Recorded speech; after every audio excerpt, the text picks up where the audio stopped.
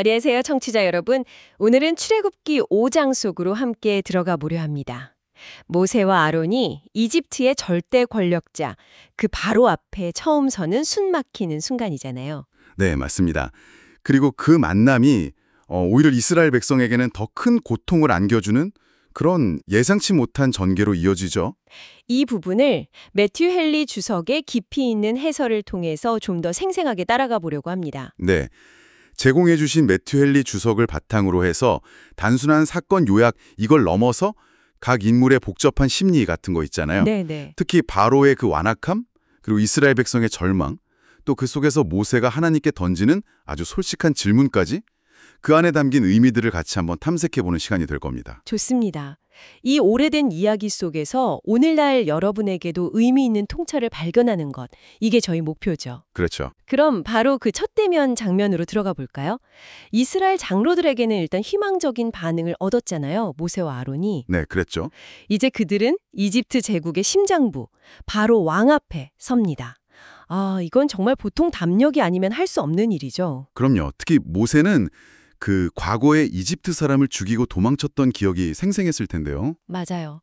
목숨을 건 위험을 감수한 거죠. 네, 더구나 그들이 전해야 할 메시지는 바로의 권위나 이익의 정면으로 딱 도전하는 내용이었으니까요. 바로가 어떤 반응을 보일지 불쾌해할 게 뻔했지만 그래도 신실하게 메시지를 전합니다. 출애굽기 5장 1절의 말씀이죠. 네, 이스라엘의 하나님 여호와의 말씀에 내 백성을 보내라 하셨나이다. 아주 담대하게 전하죠. 여기서 이스라엘의 하나님이라는 호칭이 딱 눈에 띄네요.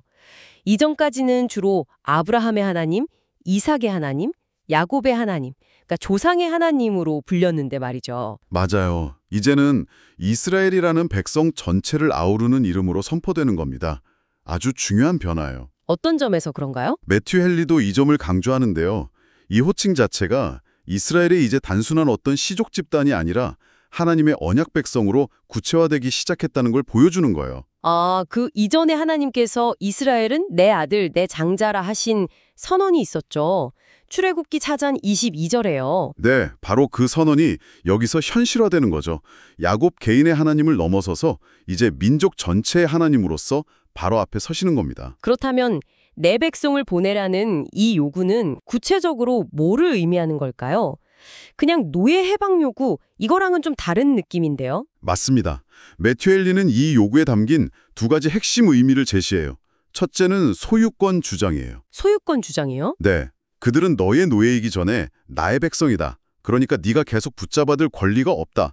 이런 강력한 선언인 거죠. 하나님은 가장 낮고 천대받는 이들의 부르짖음도 외면하지 않으신다는 그 메시지가 담겨 있어요. 아, 그들은 이집트의 종이지만 본질은 나의 백성이다. 내가 그 고통을 듣고 있다. 이런 하나님의 마음이 느껴지네요. 그렇죠. 그게 첫 번째 의미고요. 두 번째는 예배의 회복입니다. 예배의 회복이요. 네, 내 백성을 보내라. 그들이 나를 섬길 것임이니라. 그러니까 이집트의 그 우상숭배 문화나 방해로부터 벗어나서 자유롭게 하나님을 예배하게 하라는 요구죠. 아, 구원의 목적이 단순히 고통에서의 해방, 이게 다가 아니군요. 맞습니다. 기쁨으로 하나님을 섬기게 하는 데까지 나아가는 거죠. 광야에서 드릴 그 잔치와 제사는 하나님과 이스라엘 백성 사이에 회복된 관계, 또 하나님이 그들과 함께 하신다는 어떤 가시적인 증표가 될 것이었습니다. 하지만 이 당당한 요구에 대한 바로의 반응은 정말 차갑고 오만했습니다. 2절에서 이렇게 대답하죠. 네, 여호와가 누구이기에 내가 그의 목소리를 듣고 이스라엘을 보내겠느냐? 나는 여호와를 알지 못하니 이스라엘을 보내지 아니하리라. 이 짧은 대답 안에 그의 모든 것이 담겨 있는 것 같아요. 매튜 헨리는 바로 이 답변이야말로 그의 불신앙과 그 극단적인 교만을 드러내는 결정적인 증거라고 분석합니다. 여기서 세 가지 중요한 측면을 딱 포착하는데요. 어떤 건가요? 첫째는 하나님에 대한 노골적인 모욕이죠. 여호와가 누구냐? 이 질문은 단순히 몰라서 묻는 게 아니에요. 아, 그런 게 아니군요. 네, 들을 가치도 없는 존재라는 경멸과 무시가 담겨 있는 거죠. 아마 바로는 자기가 다스리는 노예 민족의 신이니까 별볼일 없을 거다 이렇게 단정했을 겁니다. 헨리는 마음이 강팩한 박해자들이 종종 핍박받는 백성 자체보다 그들이 믿는 하나님께 더 큰 적개심을 품는 경향이 있다고 지적해요. 하나님을 모르는 그 무지와 멸시가 모든 악의 뿌리임을 보여주는 장면인 거죠. 하나님을 알지 못하는 것, 그게 모든 문제의 시작이다. 그런 통찰이군요. 두 번째 측면은 뭔가요? 바로 자신에 대한 극도의 교만입니다. 이 위대한 이집트의 왕, 살아있는 신으로 추앙받는 내가 어찌 감히 이름도 들어보지 못한 노예들의 신에게 귀를 기울여야 하는가. 이런 태도죠. 자기를 너무 높이는 거네요. 그렇죠. 자신을 너무 높인 나머지 창조주 하나님께 복종하는 것 자체를 상상할 수 없는 수치로 여기는 겁니다. 매튜 헨리는 이 교만이야말로 불순종의 근본 원인이고 또 세상을 다스리시는 하나님과 그 지배를 거부하려는 인간 사이의 어떤 영원한 갈등을 상징적으로 보여준다고 해석합니다. 하나님에 대한 모욕, 스스로에 대한 교만, 그리고 마지막으로 그의 단호한 거절이 딱 이어지는군요. 그렇습니다. 나는 여호와를 알지 못하니 이스라엘을 보내지 아니하리라. 한치의 망설임도 없는 거절이죠. 매튜 헨리는 여기서 박해자들이 죄에서 돌이키기가 얼마나 어려운지를 보여준다고 말합니다. 한번 굳어진 그 완악한 마음은 하나님의 직접적인 개입 없이는 돌이키기 힘들다는 걸 암시하는 거죠. 이렇게 첫 만남은 완전한 실패로 끝난 것처럼 보이네요. 하지만 모세와 아론은 여기서 물러서지 않고 두 번째 시도를 합니다. 이번에는 접근 방식이 조금 달라진 것 같아요. 네, 맞아요. 첫 번째 시도가 하나님의 권위에 기반한 아주 당당한 요구였다면 두 번째는 상황을 고려한 좀 더 겸손하고 현실적인 간청에 가깝습니다. 3절을 보면 그렇죠. 하나님을 존중할 마음이 전혀 없는 바로를 상대로 이전 학대에 대한 불평 대신에 이 광야 여행이 자신들의 뜻이 아니라 하나님의 명령임을 강조하면서 우리가 당신께 간구하오니 하고 자세를 낮추네요. 네, 요구 내용도 광야로 사흘 길을 가서 제사를 드리겠다는 어떻게 보면 종교적인 목적의 짧은 휴가를 요청하는 것처럼 들리죠. 네, 당시 다른 민족들도 자신들의 신에게 제사를 드렸으니 아주 터무니없는 요구는 아니었을 텐데요. 그렇죠. 게다가 그들은 나름의 합리적인 이유까지 제시합니다. 만약 우리가 하나님께 제사를 드리지 않으면 전염병이나 전쟁 같은 재앙이 임할 수 있다. 그렇게 되면 결국 당신의 귀한 노동력, 즉 당신의 종들을 잃게 될 수도 있다. 이런 논리였죠. 바로의 입장에서 좀 손익을 따져보게 하려는 그런 의도도 보이네요. 네, 엿보입니다. 하지만 바로는 이 겸손하고 합리적인 제안조차 받아들이지 않았죠. 오히려 더 난폭하게 반응합니다. 네, 그렇죠.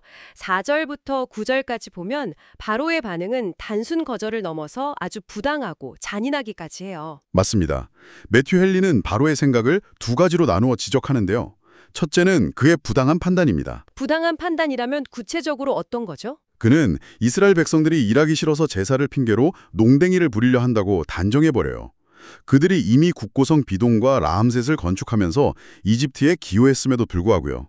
그들의 노동과 신앙심을 다 폄하하는 거군요. 네, 심지어 모세와 아론이 백성들을 선동해서 게으르게 만들었다고 비난하기까지 합니다. 9절. 하나님의 명령을 헛된 말로 치부하고 가장 본질적인 행위인 예배를 게으름과 동일시하는 겁니다. 참 어이가 없네요. 헨리는 사탄이 종종 하나님을 섬기는 일을 마치 세상 일에 관심 없는 게으른 자들의 시간 낭비처럼 보이게 만든다고 꼬집습니다. 하지만 그는 예배야말로 세상 누구든 아무리 바쁜 사람이라도 최우선으로 삼아야 할 의무를 강조하죠. 의도적으로 백성들의 요구를 왜곡하고 비난하는군요. 그리고 그의 판단은 아주 야만적인 결심으로 이어지죠. 네, 두 번째는 바로의 야만적인 결심입니다. 그는 먼저 모세와 아론에게도 똑같이 노역에 참여하라고 명령합니다. 너희 지도자라고 특별할 것 없다. 가서 너희 노역이나 하라. 이런 식이죠. 정말 모욕적이네요. 네, 하나님의 사람들을 멸시하고 괴롭히는 데서 어떤 뒤틀린 쾌감을 느끼는 박해자들의 속성을 보여준다는 헨리의 분석이 아주 날카롭습니다. 그리고 더 잔인한 조치가 뒤따르죠. 벽돌 생산에 필수적인 집 공급을 중단하면서 이전과 동일한 생산량을 요구라는 건 말입니다. 이건 물리적으로 불가능한 요구 아닌가요? 불가능에 가깝죠. 집 없이 같은 양의 벽돌을 만들려면 훨씬 더 많은 노동력과 시간이 필요합니다. 흙의 점성을 유지하기가 어렵기 때문이죠. 이건 명백히 이스라엘 백성들을 극한의 고통 속으로 몰아넣고 결국 할당량을 채우지 못했을 때 가혹하게 처벌하려는 구실을 만들기 위한 잔인한 계략이었어요. 바로의 이 잔혹한 명령은 즉시 현장에 적용됩니다. 말씀하신 대로 집은 더 이상 지급되지 않았고 작업량은 그대로였어요. 이집트인 작업 감독들은 바로의 불의한 명령을 아주 가차없이 집행했죠. 13절에 나오죠. 네, 매튜 헨리는 여기서 잔인한 통치자 곁에는 항상 그의 악함을 충실히 수행하는 잔혹한 하수인들이 있기 마련이라고 지적합니다.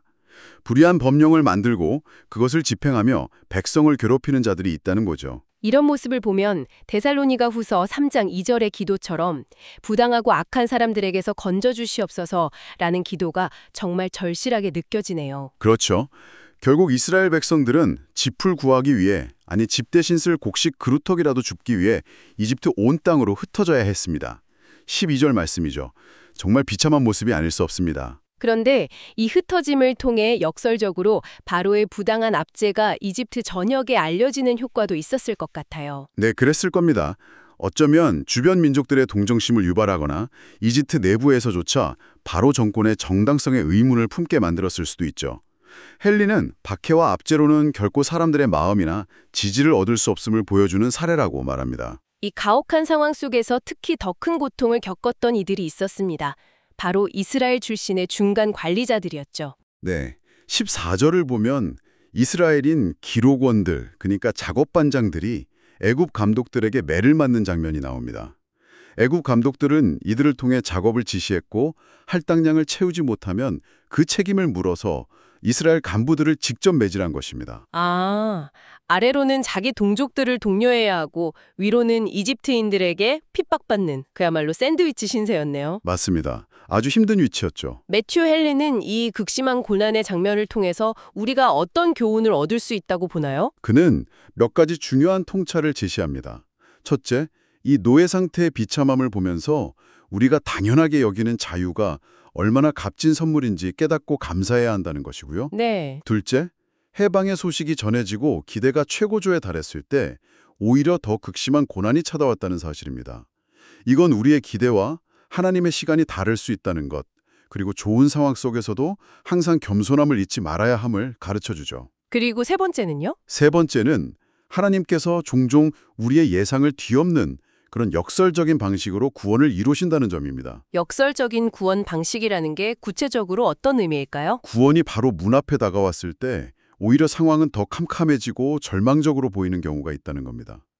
매튜 헨리는 이걸 만조 직전의 가장 낮은 간조 상태나 짙은 안개가 걷히기 직전에 가장 어두운 새벽에 비유해요. 상황이 최악으로 보일 때 오히려 하나님의 도우심이 가장 가까울 수 있다. 네, 그렇죠.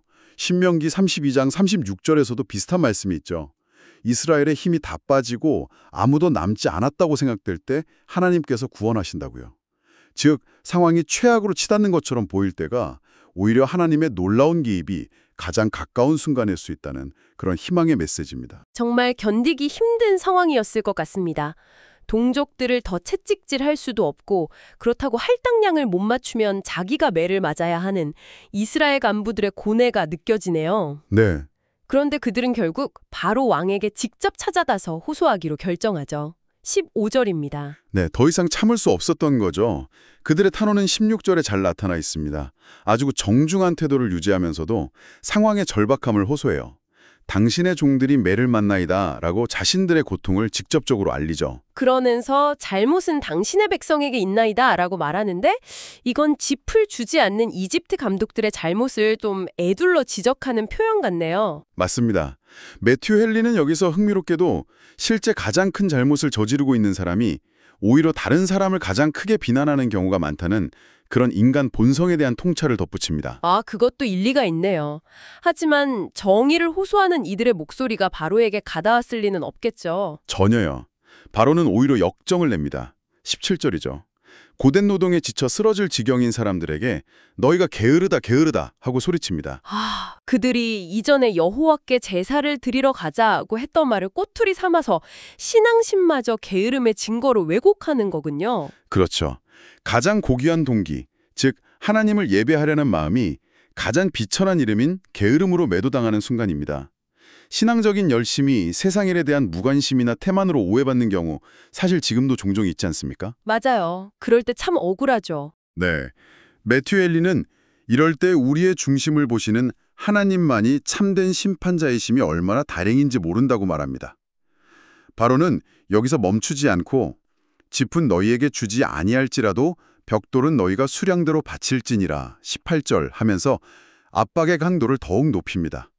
악한 마음에서는 악한 결정만 나올 뿐이라는 냉엄한 현실을 보여주죠. 상황이 나아지기는커녕 최악으로 치닫자 이제 이스라엘 간부들의 분노와 원망은 예상치 못한 방향으로 터져 나옵니다. 그 화살이 모세와 아론에게 향하죠. 네, 21절의 비난은 정말 날카롭습니다. 너희가 우리를 바로의 눈과 그의 신하의 눈에 미운 것이 되게 하고 그들의 손에 칼을 주어 우리를 죽이게 하는도다. 여호와는 너희를 살피시고 판단하시기를 원하노라. 아, 정말. 이건 정말 부당한 원망이죠. 모세와 아론은 진심으로 동족의 해방을 위해 목숨을 걸고 나섰고 하나님의 능력을 통해 그 증거도 보여주었습니다. 그런데 당장 눈앞의 고통이 해결되지 않자 이스라엘 간부들은 마치 모세와 아론 때문에 이 모든 불행이 시작된 것처럼 그들을 비난하는 겁니다. 매튜 헨리는 그들이 지도자를 원망하기 전에 먼저 하나님 앞에서 자신들의 죄를 돌아보며 겸손히 기도했어야 했다고 지적하는군요. 맞습니다. 자신들을 구하러 온 지도자에게 이런 원망을 듣다니 모세와 아론의 마음은 어땠을까요? 정말 참담했을 것 같습니다. 이루 말할 수 없이 괴로웠겠죠. 네, 하나님의 부르심을 받아 공적인 사명을 감당하는 사람들은 종종 이렇게 사악한 적의 공격뿐만 아니라 당장의 현실만 보고 판단하는 동족이나 동료들의 오해와 비난까지도 감수해야 할 때가 있습니다.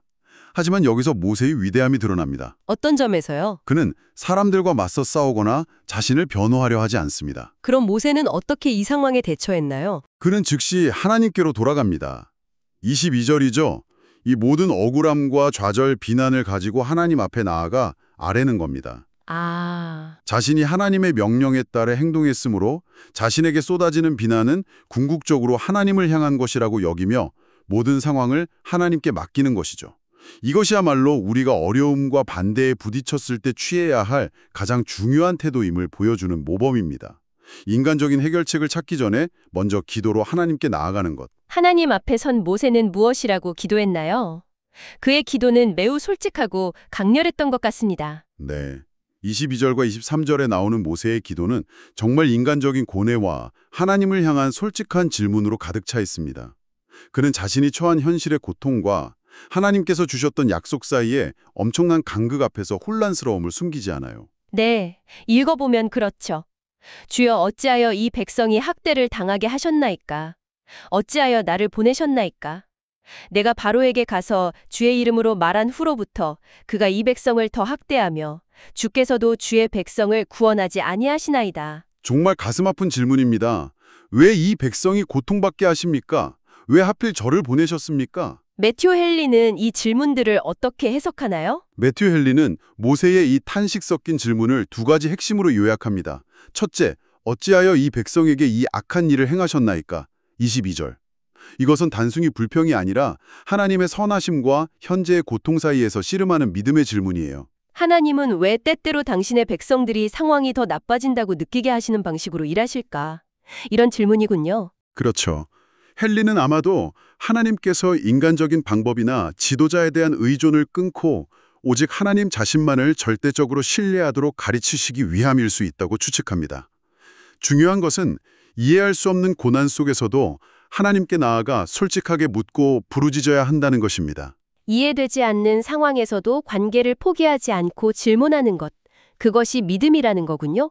두 번째 질문은 뭐였죠? 어찌하여 나를 보내셨나이까? 22절. 이것은 단순히 사명에 대한 회의나 포기의 질문이라기보다는 자신의 최선, 그러니까 주의 이름으로 말한 것이 오히려 정반대의 결과, 더 심한 학대를 가져온 것에 대한 깊은 고통과 좌절의 표현입니다. 아, 정말 괴로웠겠네요. 네, 하나님의 신실한 일꾼들은 자신의 헌신적인 수고가 열매를 맺기는커녕 상황을 더 악화시키는 것처럼 보일 때 이루 말할 수 없는 영적인 고뇌를 겪습니다. 에스겔 선지자가 경험했던 심령의 고통과도 비슷하죠. 하지만 모세는 하나님을 떠나지 않았군요. 그렇죠. 그의 질문은 이제 어떻게 해야 합니까? 라는 사명을 지속하기 위한 처절한 물음에 더 가깝습니다. 깊은 실망 속에서도 끝까지 하나님을 붙들고 자신의 소명을 되새기는 모습이야말로 우리에게 큰 울림을 줍니다. 오늘은 매튜 헨리 조석과 함께 출애굽기 5상의 아주 극적인 사건들을 따라가 보았습니다. 하나님의 이름으로 담대히 바로 앞에 섰던 모세와 아론. 그러나 그들의 요구는 교만한 왕에 의해 묵살당했고 그 결과 이스라엘 백성은 더 깊은 고난의 수렁으로 빠져들었죠. 네, 심지어 동족에게마저 원망을 듣게 된 모세가 결국 하나님 앞에 나아가 던졌던 그 처절한 질문들까지 오늘 그 모든 과정을 함께 살펴보았습니다. 상황 속에서 당신의 구원 계획을 이루어 가신다는 것. 그리고 그 고통스러운 과정 자체가 우리의 믿음을 단련하고 또 인간적인 기대를 넘어서는 하나님의 능력을 경험하게 하는 통로가 될 수 있다는 점입니다. 해방과 구원으로 가는 길이 언제나 평탄하고 순탄하지만은 않다는 사실, 그리고 그 길 위에서 겪는 시련과 질문들조차 의미 없는 것이 아님을 기억할 필요가 있겠습니다. 마지막으로 오늘 이야기를 마무리하며 청취자 여러분께 질문 하나를 남기고 싶습니다. 모세가 하나님께 던졌던 질문, 주여, 어찌하여 이 백성에게 이런 악한 일이 닥치게 하셨나이까? 그리고 어찌하여 저를 보내셨나이까? 이 질문들이 오늘을 살아가는 우리에게는 어떤 의미로 다가오는지요? 네. 혹시 여러분도 삶의 여정에서 이해할 수 없는 고난이나 맡겨진 역할 속에서 깊은 좌절을 경험하며 비슷한 질문을 던져본 적은 없으신가요? 모세처럼 그 질문들을 가지고 솔직하게 하나님 앞에 나아가는 것이 우리의 믿음에 어떤 영향을 줄 수 있을지 각자의 자리에서 한번 깊이 성찰해 보시는 시간이 되기를 바랍니다. 네, 다음 시간에 더 깊은 이야기로 찾아뵙겠습니다.